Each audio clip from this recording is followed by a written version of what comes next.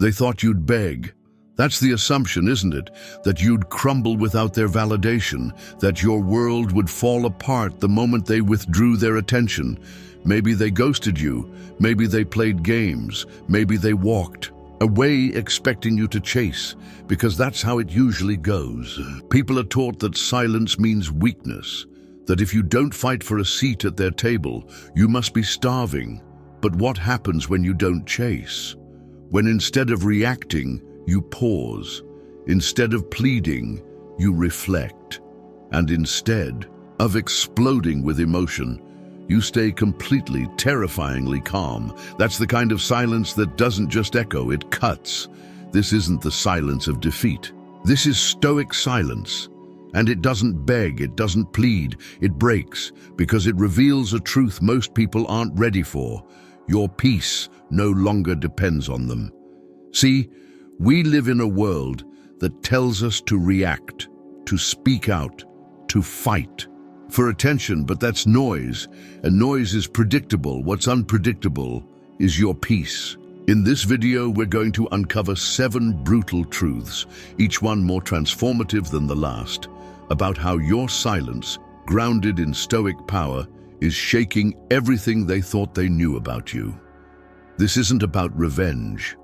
This is about rising. You'll discover how people rely on your emotional reaction to feel important, how your stillness confronts their insecurity, and why stepping away in silence isn't weakness. It's the ultimate form of strength. Stay with me until the end, because by the time we reach the final truth, you won't just understand silence differently, you'll embody it. And when that happens, everything in your relationships begins to shift. Dramatically, permanently. Ready? Let's begin. 1. The illusion of control others seek. There's a bitter truth most people never want to face, yet it stares them in the mirror every day. Their sense of worth is often built not on who they are, but on how much they can make others feel. Control is their currency, not love, not trust. Just influence, emotional leverage. The moment you stop reacting to that leverage, the moment you go silent, you expose just how fragile their illusion really is. Think back to the last time someone tried to provoke you. Maybe they said something designed to cut deep, or they disappeared without explanation, or they started treating you with indifference that felt deliberate. What were they hoping for? A reaction. They wanted your confusion, your frustration, your sadness, because if you respond, they still matter. If you break, they still win. And if you beg, they get to believe they're in control. That's how the illusion is built, on the idea that your emotions are accessible at their command. But silence shatters that illusion. When you don't react, when you simply don't engage, it sends a message more devastating than any words ever could. It tells them, you no longer influence my peace. And that kind of independence, it terrifies people who are used to getting their way through manipulation. In Stoicism, power doesn't come from dominating others. It comes from mastering yourself. Control isn't something you seize from another person. It's something you relinquish within yourself. You stop needing to control them, and in doing so, you become uncontrollable. That's the paradox. The less you try to influence the outside world, the more power you have within. And that inner power, the one that says, I'm okay even if you walk away, is what drives manipulators insane. They need you to need them. That's the foundation of their control. The moment you don't, their whole structure collapses. The way people operate in relationships, especially toxic ones, often hinges on this unspoken agreement. I hurt you, and you respond. I pull away, and you chase. I become distant, and you work harder. It's emotional conditioning. And once you spot it, you can never unsee it. So what happens when you break that cycle? When instead of giving them what they expect, your outrage, your confusion, your desperation, you give them stillness? It doesn't make sense to them. It rewrites the script, because silence is not just the absence of noise, it's the presence of calm. It's the expression of control over self.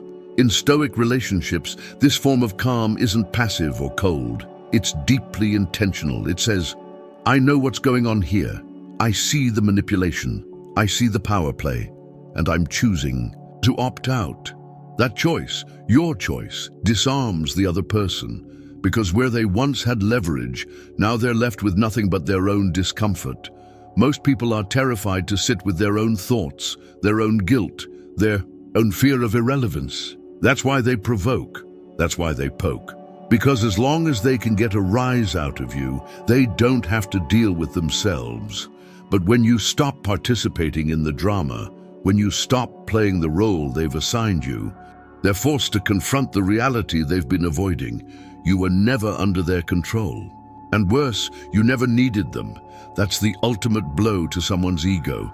Silence, in this context, becomes a mirror, and not everyone can handle what it reflects.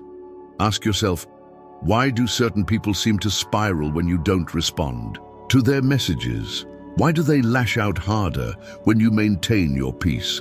Why do they accuse you of being cold, distant, heartless, when in truth, you're just protecting your energy? It's because your silence is exposing something they've hidden for a long time, their own lack of control. And here's the kicker, they know it.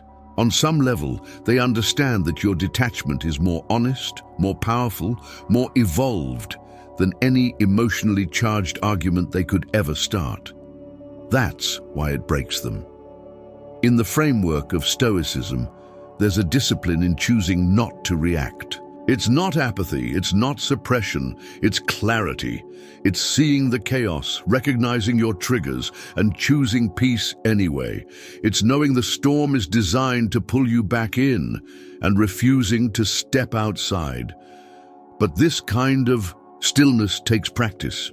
It takes awareness, because everything in society teaches us the opposite. You're told to clap back, to speak your truth loudly, to make sure you're heard. But there's a deeper kind of truth, the one that doesn't need to be shouted, the kind that lives in your energy, your boundaries, your restraint. That truth doesn't need approval. It doesn't need validation. It just is. And that's the kind of power that makes people nervous. When someone no longer has emotional access to you, they realize they can't shift your mood. They can't make you anxious. They can't derail your focus. So they start to question their own value in the connection. And if their value was based on control, your silence feels like rejection, even if you've said nothing at all. That's the illusion of control crumbling. It's them realizing they never had the influence they thought they did. That you were engaging out of care, not dependency. That you stayed out of choice, not fear. And now that you've chosen silence, they're left with a truth they never wanted to face. They don't know how to be close to someone they can't control. This is where the philosophy of Stoicism becomes not just relevant, but essential. Because it teaches us to ground ourselves in what we can control, our thoughts, our reactions, our inner world, and to release what we can't. When someone tries to draw you into a storm, Stoicism reminds you that you don't owe them your peace. You don't owe them a response just because they demand one, and you certainly don't owe them your suffering. Ask yourself this: who in your life benefits when you're emotionally unstable? Who gets more power when you're off balance? Who feels more secure when you're doubting yourself? Now ask the harder question: why do you allow them that access? Because until you answer that, the illusion remains.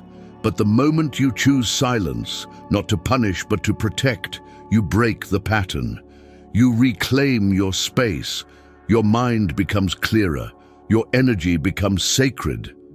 And the other person? They're left with their own behavior, no justifications, no deflections, just a silence that reflects everything back to them. So the next time someone expects you to beg, ask yourself, what are they really asking for? Validation, power, control, and do they deserve it?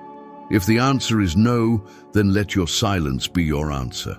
Because once they realize your peace is no longer up for negotiation, the illusion of control they held onto so tightly breaks, quietly, completely, permanently.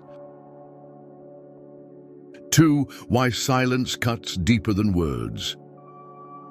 There's something haunting about silence, not the absence of noise, but the presence of something deeper. Words can be denied, they can be spun, twisted, misunderstood, weaponized.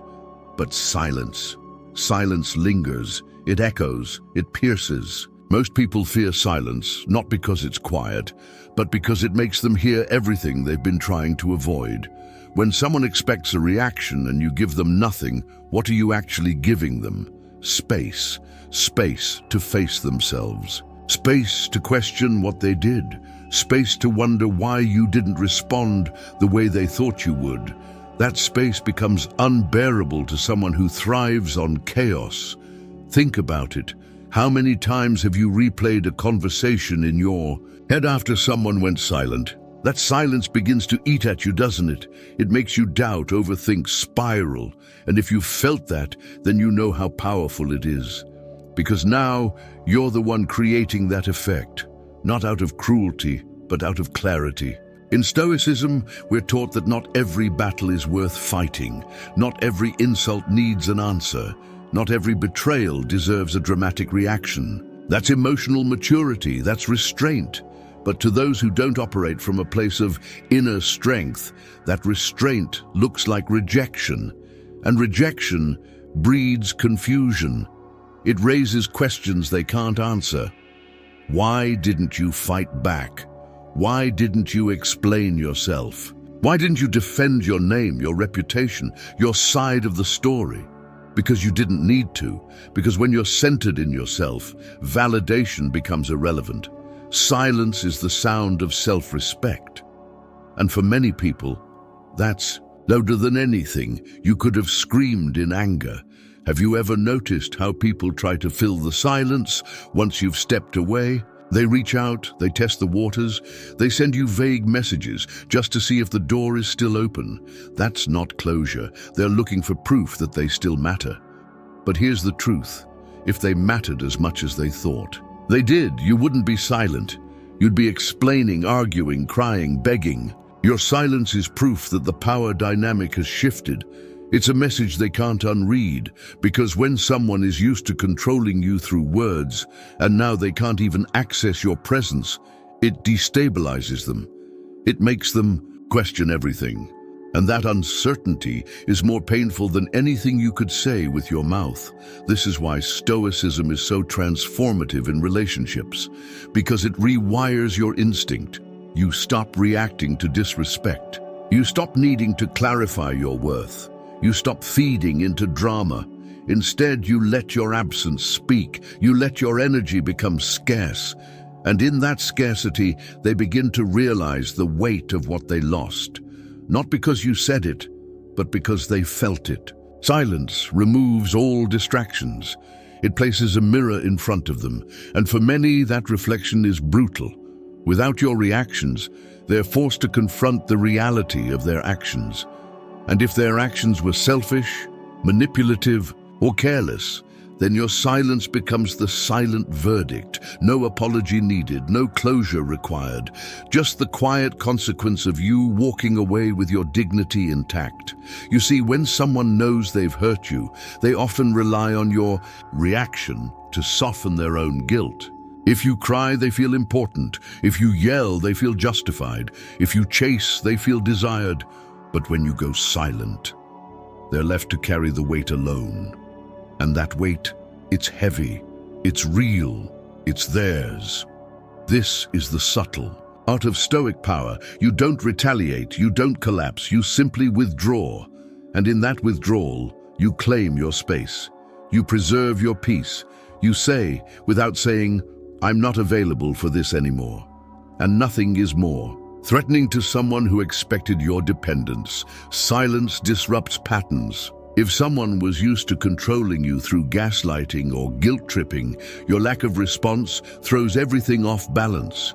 Suddenly, the playbook doesn't work. The manipulation fails, the emotional hooks fall flat, and all they're left with is themselves. That's where real discomfort lives, because most people don't want to face themselves. They want someone else to absorb their dysfunction, to carry their emotional weight, to be the scapegoat for their unresolved pain.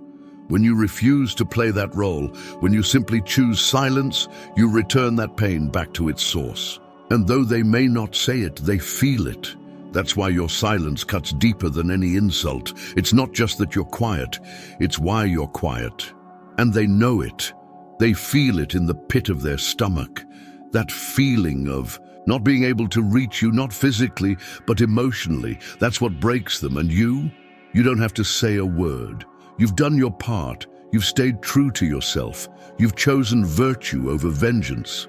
And that's the difference between strength and reaction. In Stoic relationships, emotional control is not about coldness, it's about clarity. It's about choosing the high road, not because you're afraid of confrontation, but because your peace is no longer negotiable. You become immune to the chaos. You develop what the Stoics called apatheia, a state of being undisturbed by external circumstances. And when you embody that, nothing anyone says can shake you. Nothing they do can trigger you, because you've already done the inner work. If you're watching this and it's resonating, if you've experienced this shift in energy, if you've seen the way silence can reveal someone's true nature, like and comment #1 if you enjoyed this video. Because this moment right here, it's not just about you healing, it's about you evolving. And if you're committed to that path, if you want to master this level of inner peace and emotional discipline, make sure you subscribe. We're going deeper, much deeper, because this is just the second layer of Stoic power. And what's coming next will take everything we've said and flip it completely. 3. The Stoic principle. Mastering emotions, not people. One of the most liberating realizations in life is that you were never meant to control other people, only yourself. But we often forget that. We get caught in the game of trying to influence outcomes, prove our worth, win someone back, or shape how they see us. We confuse control with connection. And in doing so, we lose our own balance. We become reactive, not reflective. Desperate, not discerning. But Stoicism flips that dynamic. It teaches us that real power isn't about how much sway you have over another person. It's about how much peace you can maintain within yourself, regardless of what others do or don't do. That's the essence of self-mastery. When you no longer need to fix, persuade, chase, or manipulate someone to stay, you've stepped into a level of freedom most people never reach. Think about it. How much of your emotional energy has been spent trying to change someone, trying to get them to understand, to validate you, to meet you halfway? And how often has that effort only drained you further, made you question yourself, made you compromise your own boundaries?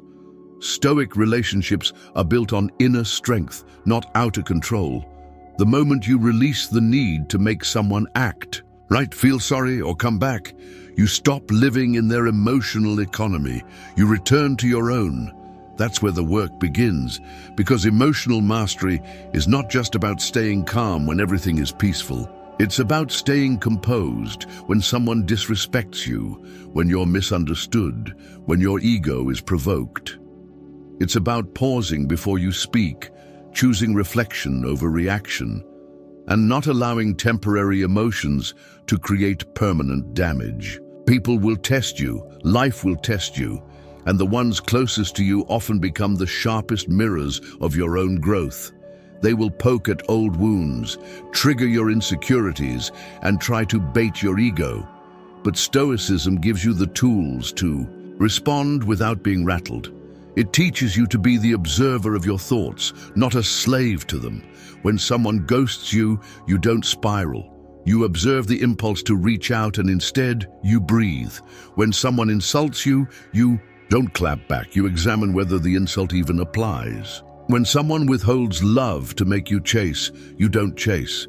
You recognize the manipulation and step back. This is not passivity, it's precision.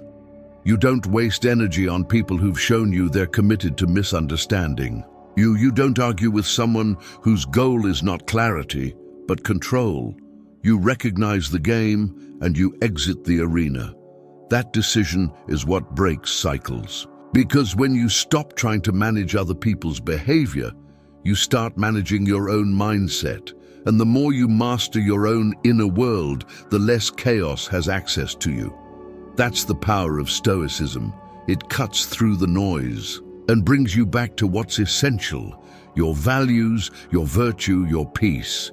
Ask yourself, what would it feel like to live unbothered? To no longer be thrown off by someone ignoring your message, or taking too long to reply, or not giving you the response you wanted? What would it feel like to walk away from emotional manipulation without bitterness? To not just pretend to be okay, but actually be okay, because you know that your worth isn't tied to their presence? That's the shift. And it's not theoretical, it's practical. It shows up when you choose silence over chasing, when you go to bed without needing to send that final text, when you block, not out of anger, but out of clarity. When you realize that closure is an inside job, people will try to re-enter your life when your peace becomes intimidating. They'll test the waters, act casual, pretend nothing ever happened. But you've already changed, you've already risen, you've already detached. And now the need for emotional control has been replaced by emotional clarity. You see them for who they are, you see yourself for who you've become, and you no longer want what once drained you. This is why Stoicism isn't about being cold, it's about being clear.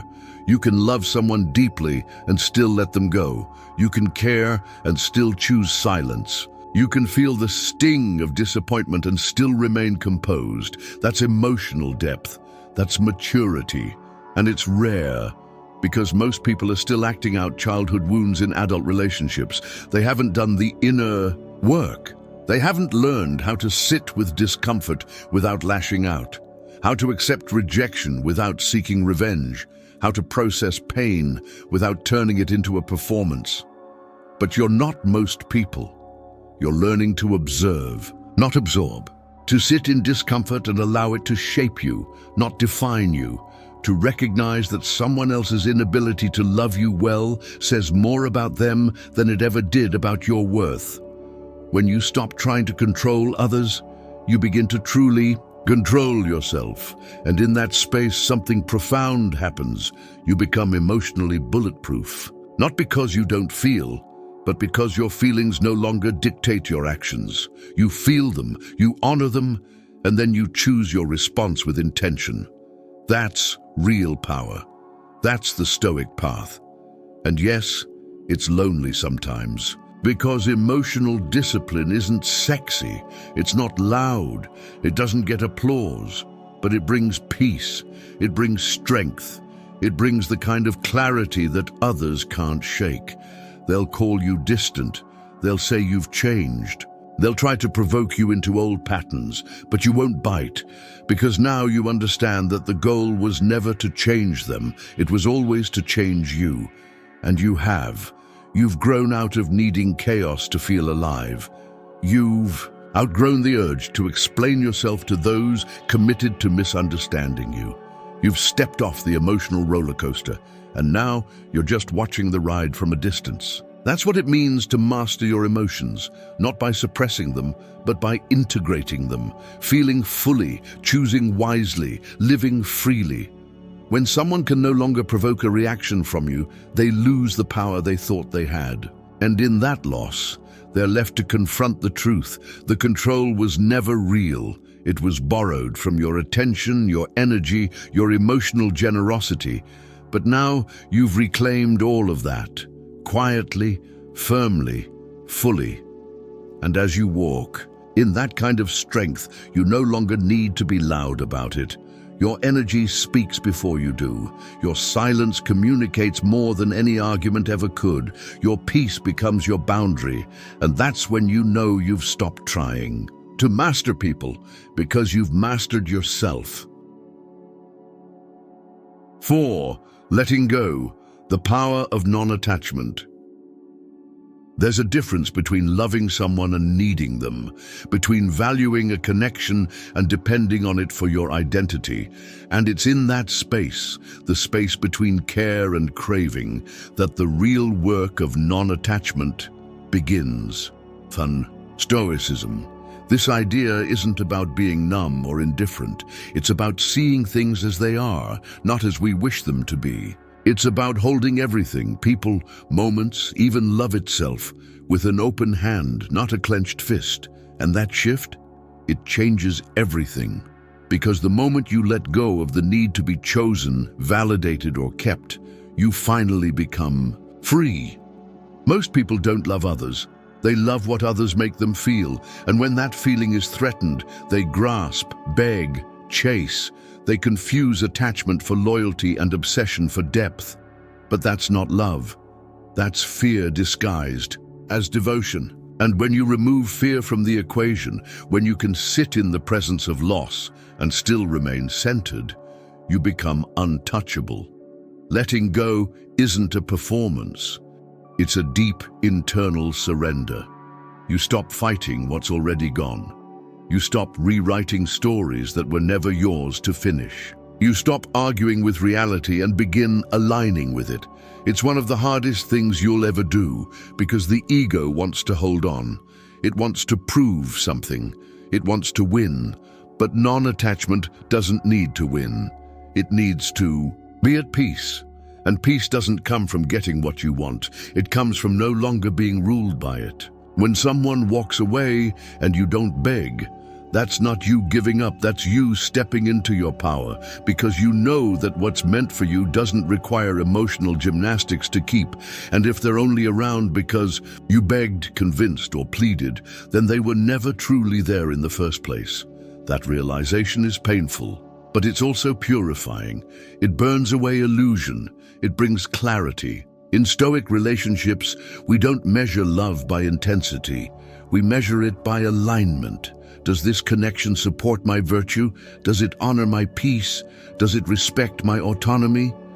If the answer is no, then the most loving thing you can do for both of you is let go.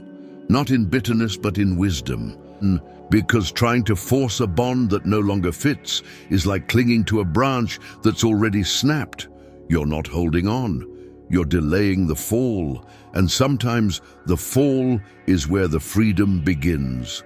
But how do you actually let go? It starts by detaching from the outcome, by accepting that closure may never come in the form you want, by realizing that you don't need to win the breakup, be the bigger person, or even be understood. You just need to be free.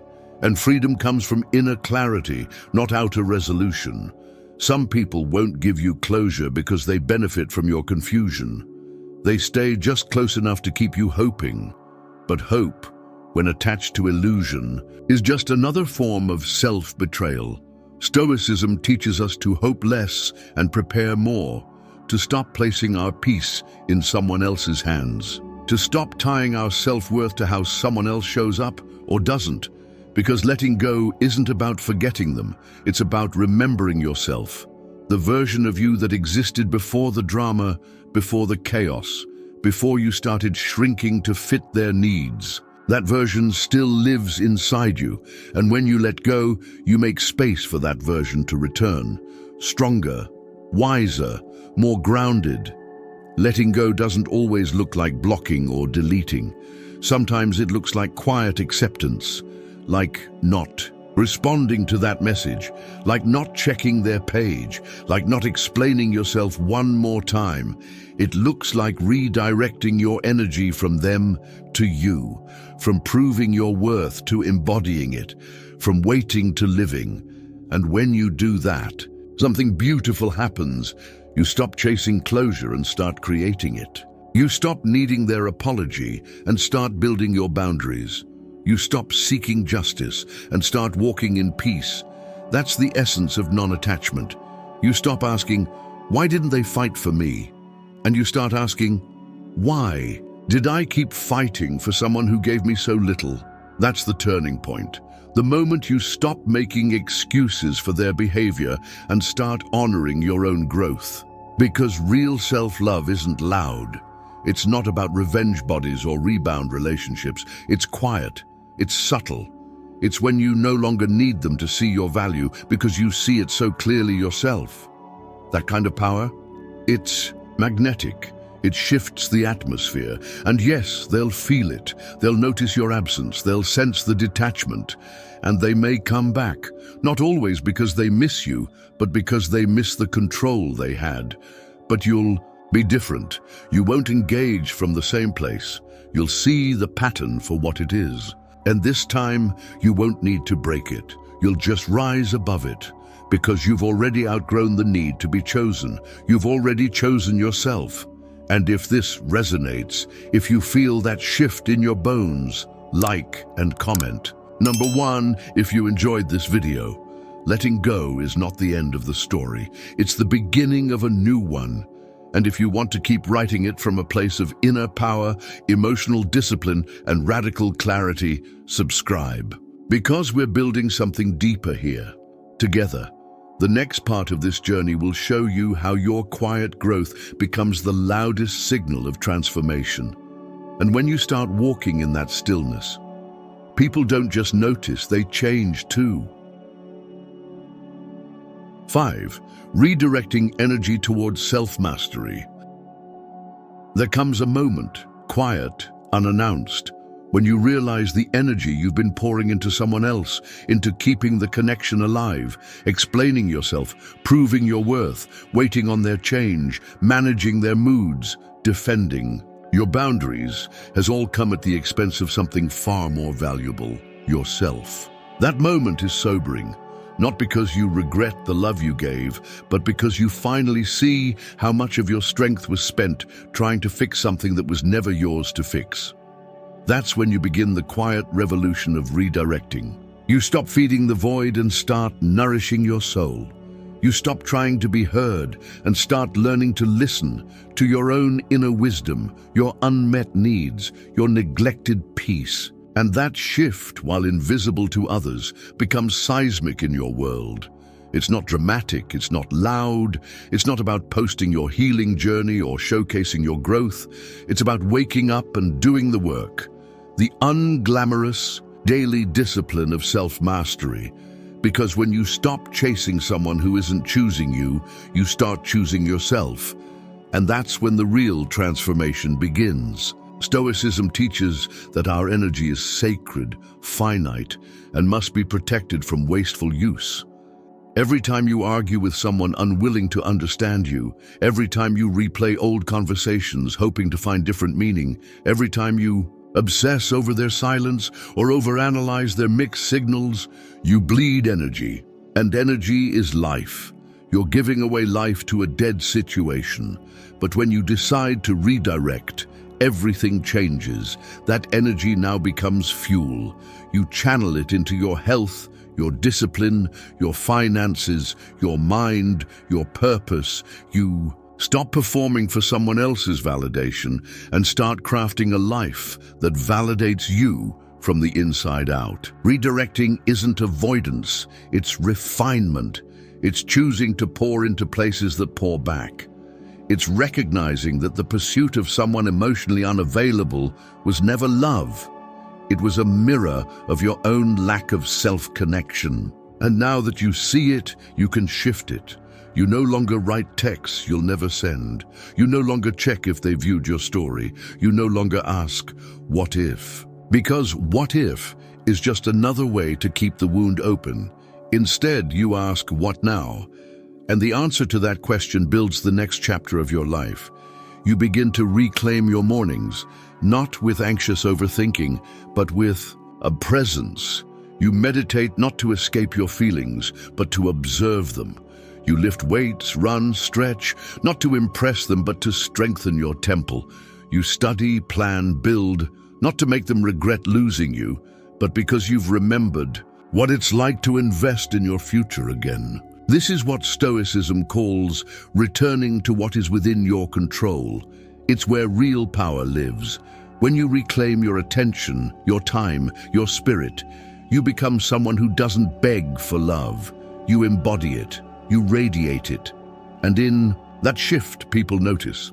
But by then, their opinion no longer matters, because your worth is no longer tied to being seen. It's rooted in how you see yourself. Redirecting your energy doesn't mean you never think about them again. It means they are no longer the center of your thoughts. They become a passing memory, not a defining narrative. And that freedom, it builds day by day, not in leaps, but in consistent steps. You begin to trust yourself again. You begin to feel the fog lifting. You find beauty in the silence. You stop performing emotional CPR on relationships that keep flatlining. And as you rise, not in spite but because of your heartbreak, something inside you solidifies. A kind of internal grounding, a steadiness, a knowing. You realize that peace is not something you find, it's something you practice. And self-mastery is that practice, repeated every day, in how you respond when triggered, in how you show up when no one's watching, in how you let go of what no longer serves. And suddenly, the same silence that once haunted you becomes your strength. You stop reacting to their inconsistencies. You stop hoping they'll come back different. You stop searching for closure because you've already created it. You no longer need their apology to forgive, their presence to heal, or their attention to feel alive. You've redirected, you've rebuilt, and you've remembered who you were before you gave your power away. This is the way of Stoicism, not perfection, but progress. Not cold detachment, but courageous engagement with reality. You stop asking life to bend to your expectations and start bending your character to meet life as it is. And as your energy flows back to you, so does your confidence, your peace, your focus. You start making decisions from a place of clarity instead of desperation. You say no without guilt. You speak truth without fear. You walk away without burning your dignity. And slowly, you fall back in love with solitude. Not because it's easy, but because it's honest. Because it demands nothing and gives you everything. You find that the more you redirect your energy inward, the more magnetic your outward presence becomes. You no longer chase, you attract, not through tactics, but through truth, not through games, but through growth. And anyone who enters your space now must match the standard you've set with your silence, your healing, your rebirth. This is the gift of self-mastery. You don't just move on, you level up. Not to prove them wrong, but to prove yourself right. Because deep down, even in your most broken moments, some part of you always knew you were meant for more than emotional survival. You were meant to thrive. And now, because you've redirected, you are. Quietly, powerfully, unapologetically. 6. When your peace becomes their punishment. There is a strange and quiet moment that happens not long after you begin to heal, after you've let go, after you've stopped explaining yourself, after you've pulled all your energy back in and begun to live without them. At first, it feels like absence, like loss, like the world has gone quieter and colder. But then, something remarkable happens. You begin to experience a peace you didn't even know you were craving. The kind of peace that doesn't depend on anyone's mood, attention or approval. And that peace, unshakable, calm, rooted, is what begins to disturb those who once relied on your chaos.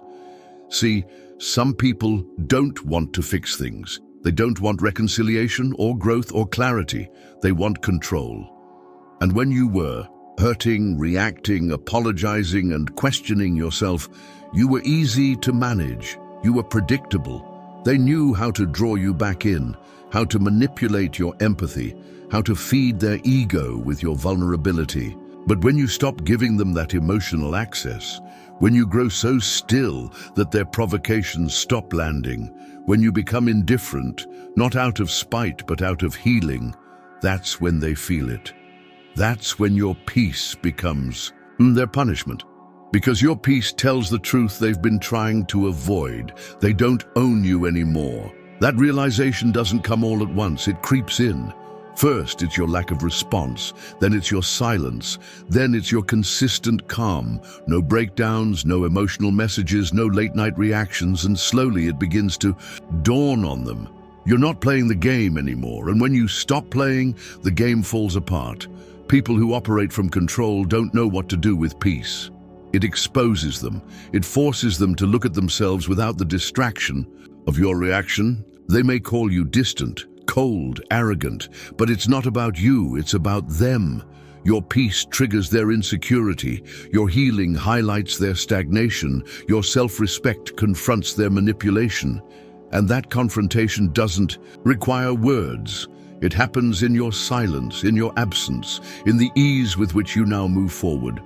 Stoicism teaches us not to seek revenge, but to build virtue. And sometimes the most virtuous thing you can do is to protect your peace so fiercely that those who once disrupted it can no longer find a way in. Not through anger, not through guilt, not through flattery. Nothing works anymore because you've changed the locks, not on your door, but on your soul. When someone tries to get a reaction from you and you remain unmoved, they're forced to confront the reality that their influence has expired. And to someone who craved your emotional reactions, that expiration is painful. Your peace becomes the echo of their own choices. You didn't block them to hurt them. You didn't go silent to punish them. You simply grew tired of chaos. You chose serenity over noise.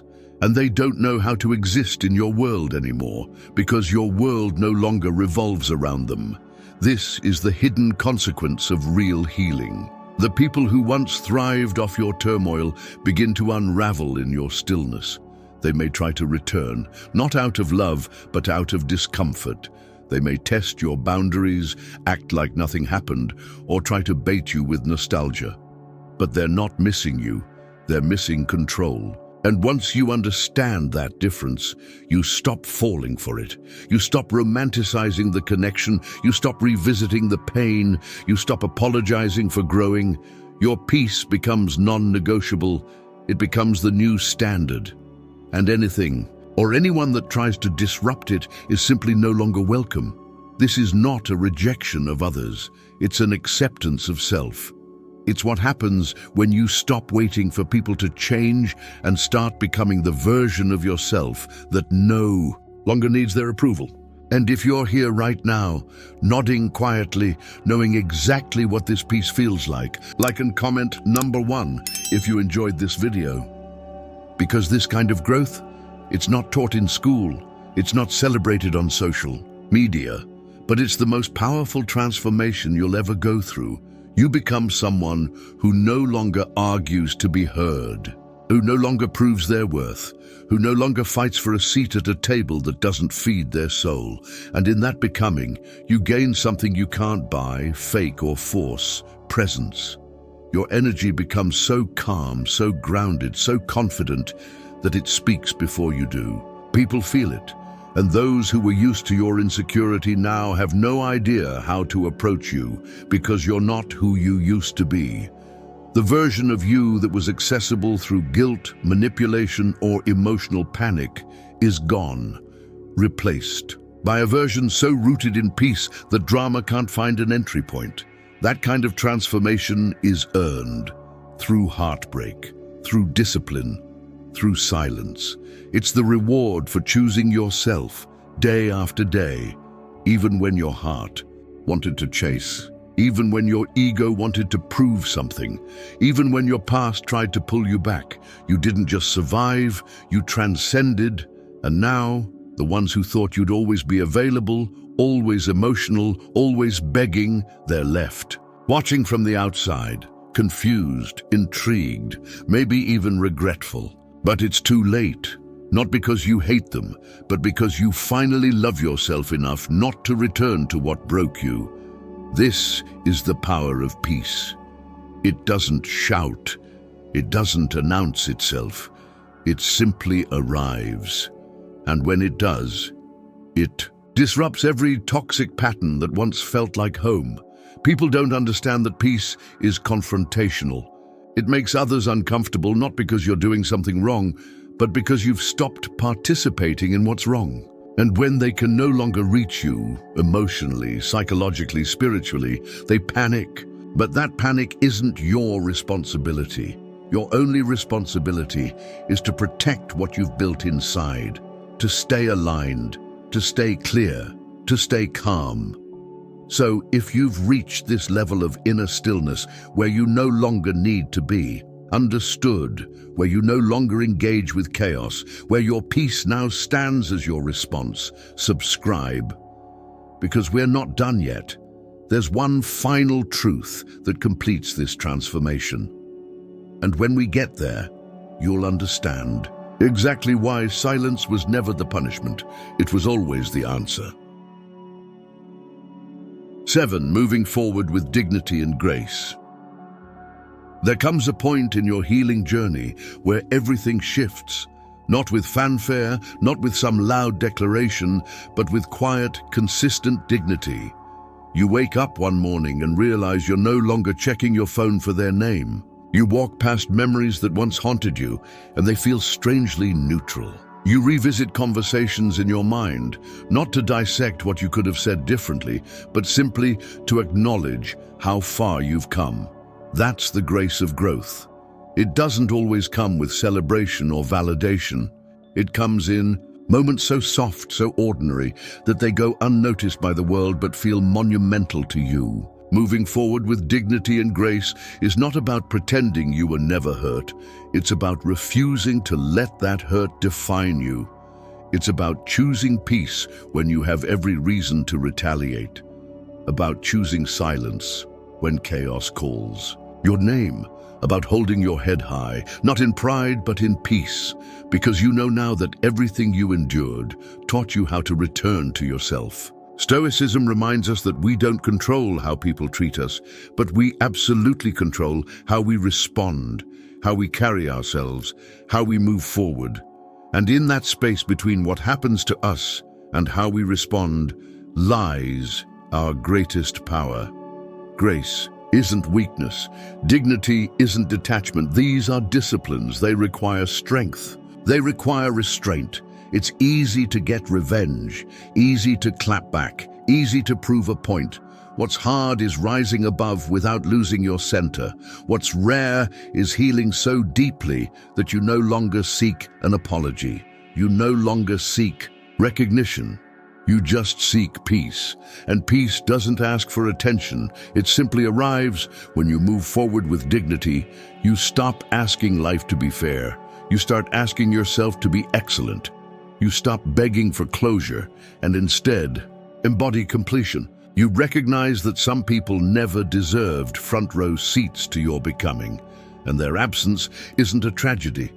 It's divine alignment.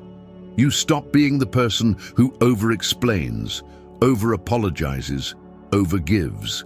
Instead, you begin to trust that your presence, your boundaries, your silence, and your energy are more than enough. And in that trust, your whole posture shifts. You become slower to speak, quicker to discern. You no longer let every emotion lead you, because now you have learned how to sit with your feelings, how to observe them without becoming them. And that stillness, it creates gravity. You start attracting different kinds of conversations. People notice the way you hold yourself, the calm in your voice, the steadiness in your eyes. You become someone others feel safe around, not because you never hurt, but because you transmuted your pain into presence. And for those who thought you'd be bitter, angry, petty, they don't know what to do with this version of you. Because they expected drama, but you chose peace. They expected games, but you chose truth. They expected resentment, but you chose grace. And that choice, over and over again, becomes the foundation of your new life. In Stoic relationships, the goal is not control, it's character. It's living in such a way that you are never ashamed of how you loved, how you left, or how you healed. That kind of living requires discipline. It requires boundaries. It requires the courage to walk away when something threatens your alignment, even if you still love them. Because love without peace is not love worth keeping. Dignity says, I can love you and still walk away. Grace says, I can forgive you and still close the door. And wisdom says, I don't need you to understand why. I just need to honor what I know.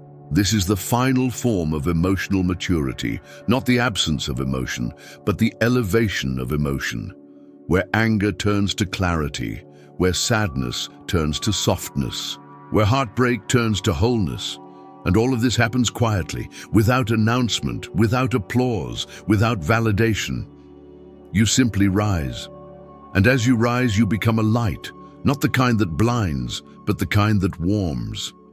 A calm presence in a chaotic world, a steady soul in a culture that thrives on emotional instability. And when people from your past try to return, you don't need to punish them. Your energy already feels different. They'll notice, they'll feel the difference. You'll no longer respond to the same patterns. You'll no longer accept crumbs. You'll no longer bend to fit into spaces you've outgrown. Not because you're bitter, but because you're clear. Because now you understand that your dignity is not a reaction, it's a way of being. It's how you show up. It's how you end things. It's how you carry silence. It's how you begin again. And that grace, it's magnetic. It draws in people who respect your peace, who don't require you to shrink, who don't make you beg for consistency. And more importantly, it draws in the truest version of yourself, the one who has always been waiting beneath the noise, the pain, the patterns. You begin to live from that version. You begin to speak from that version. You begin to love from that version. And that kind of love, rooted in dignity, guided by grace, is unshakable. Because it's no longer reactive. It's chosen, measured, whole. And as you move forward, you realize you don't need closure. You don't need the last word. You don't need to be remembered by them, because now you remember yourself. You are your own anchor, your own healer, your own home. And no one can take that from you. They thought you'd beg. They thought you'd fall apart without their presence, that you'd stay stuck in the same emotional cycle, waiting for their validation, seeking their closure. But instead you went quiet, not because you had nothing to say, but because you were done explaining, because you finally realized that peace is not something you beg for, it's something you build. And in that silence, you did what most never have the courage to do. You turned inward. You faced your own pain. You held yourself accountable. You began to heal. And through that healing you rose, not loudly, not with a need to prove anything, but with an unshakable calm that speaks volumes. That's silence. It broke them, not because you meant to hurt them, but because they never expected you to find yourself without them. They never thought you'd walk away with grace, with dignity, with clarity, but you did. You chose stillness over noise, depth over distraction, wholeness over fragments. And now the person you've become, the one who doesn't chase, doesn't beg, doesn't react, is living proof that your silence was never emptiness. It was full of wisdom, full of power, full of truth. This isn't the end of your story. It's the turning point, because you've stopped trying to be understood by those committed to misunderstanding you. You've stopped trying to prove your worth to people who were blind to it. And in doing so, you've become untouchable, not because you built walls, but because you built standards. If this video resonated with you, if you felt that fire, that shift, that quiet revolution inside, like and comment #1 if you enjoyed this video.